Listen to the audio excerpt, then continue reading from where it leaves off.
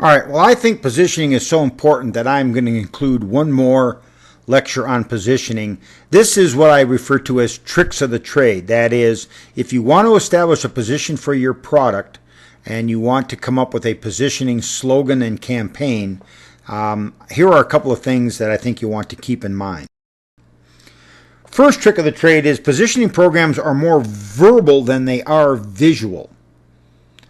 There is great power in words, and people are more likely to be able to repeat words than they are something that's visual. So you should be focusing on the audible versus the printed word. And the positioning statement should look good and sound good. And so the idea behind a positioning statement is it should be catchy. It should be something that embodies your position in a very simple phrase. For instance, Nike's "just do it."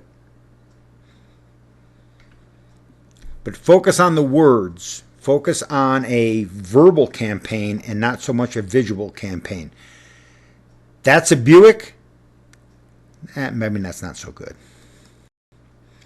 The secrets to finding a good name. Names are important, and they are more important if, in fact, you are a late entrant than if you're the first company in.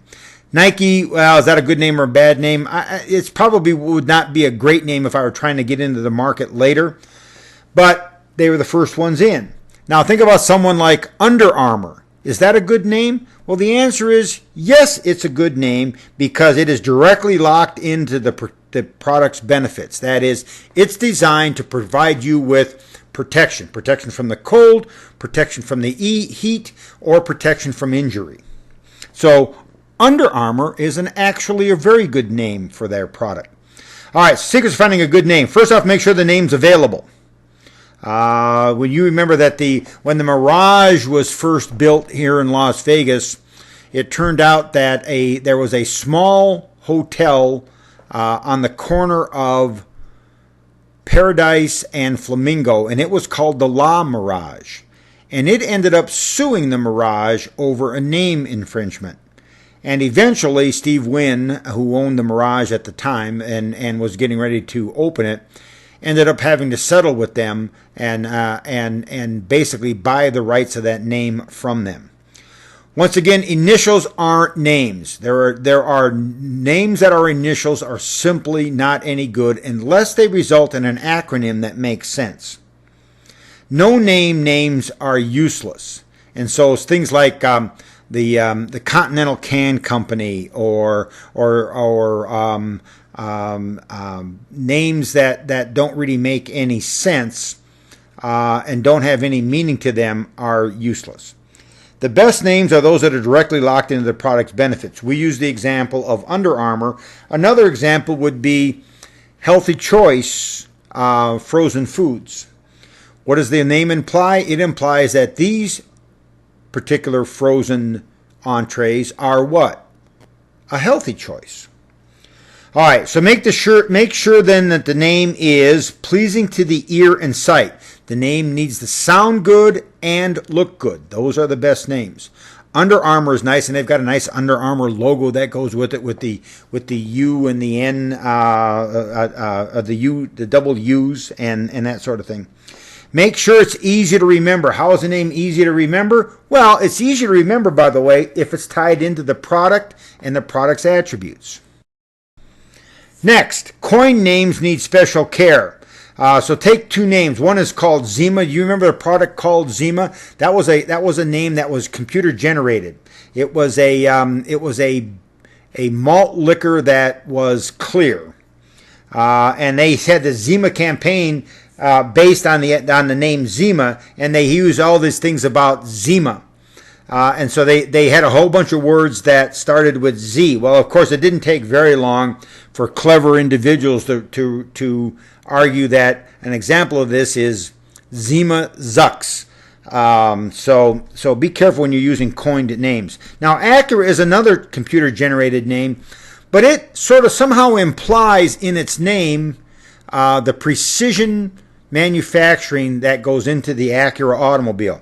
And so while it's a coined term that doesn't really mean anything, it somehow conjures up for us in our minds the idea of precision. Another way to do this is see if there's an old name for sale. That is, an example of that would be, this is an example of Star Union is a name of a brewery that was very popular in where I grew up when I was a child. Now, if you want to come up with a new beer, perhaps you can use the Star Union name because the name had some success in the past and makes sense today. Think multilingual. Make sure that the name is acceptable, it has existing meaning, there's no negative connotations, and it's pronounceable in multiple languages. Remember, we talked a little bit about that when we were doing the environmental scanning in Chapter 6. Getting around a bad name. So if you got a really bad name, what do? Well, you could replace it, right? You could resurrect an old name around it. You could sub-brand it. That is, you could come up with a name around that brand, or you could use a sneaky name, like in the movie Coming to America, where the person didn't own a McDonald's restaurant, but he had a restaurant that looked a lot like McDonald's that he called McDowell's. Now, you really have to be careful when you do that so that you don't end up getting sued for name infringement. Naming categories is also a possibility. So sometimes what you want to do is you want to position your product as different from all the competitors, and the best way to do that is to create your own category. You know, we have something called SUVs, which stands for Sport Utility Vehicles, but now we have a number of SUVs that are called crossovers, and these are a combination of an SUV and a car. And so things like the RAV4 and the Highlander and the Honda Pilot are all referred to as crossovers because they're actually built on car frames. So you might try to find your own category and make up your own category. So you want to ask yourself, what is your product? Can you own your own category? And some sacrifice might be necessary in that you might turn off some customers by that. You might make an enemy, that is, position yourself against someone. And you want to be careful about using some sort of negative generic categorization, like urban isn't as good as perhaps metropolitan might be. And then you might, in finding a new generic, you want to focus on the facts. You want to really decide on what makes us different and how are we going to make that work. Now, one of the things about research in positioning is that research can either confuse or clarify, and we're going to be talking about research next week. But understand that the more uncertainty we have in the marketplace, the more we want to rely on research to help us sort that out. My recommendation in terms of research is study the competitors, and when you get done studying the competitors, study them some more. But don't get mesmerized by the data. Focus group data is often not accurate. And don't believe what customers say they will do. Believe what customers actually do. And of course, the public relations should complement the positioning strategy. We should have a public relations campaign that helps establish our position and supports our position. Some positioning pitfalls. Most positioning concepts are painfully obvious.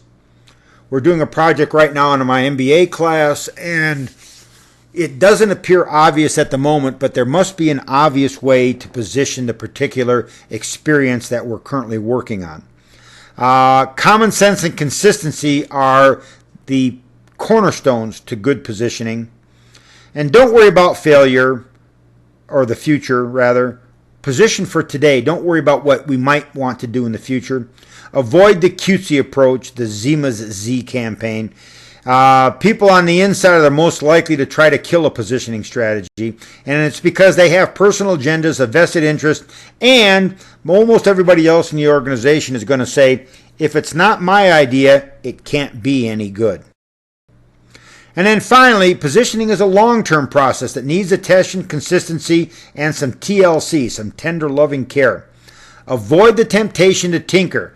As you recall, the marketing slogan for Las Vegas is, what happens in Las Vegas stays in Las Vegas.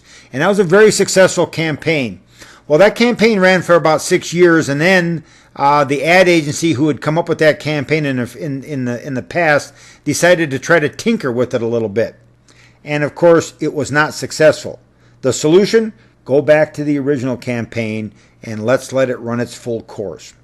Top management must be supportive and champion the position of our product.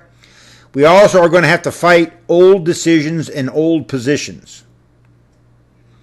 Once again, implement slowly but consistently and continuously. A little bit about positioning.